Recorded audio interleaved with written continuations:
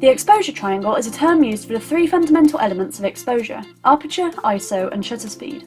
ISO and shutter speed have the most significant impact on the overall captured image.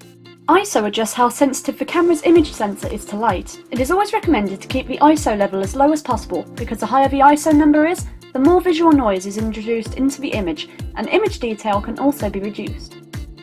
In video, shutter speed refers to how many frames or images are captured per second, as well as how long each frame is exposed to light for. The slower the shutter speed, the more motion blur is produced. As the shutter speed increases, each frame becomes sharper, resulting in less motion blur. Aperture affects the depth of field in the image. Using a smaller f-stop, aka a wider aperture, results in a more shallow depth of field, whilst using a larger f-stop, aka a narrower aperture, will result in a wider depth of field. Each setting affects one another in terms of exposure level. It is important to understand how each setting affects exposure so that you can have full control over every image and video you capture.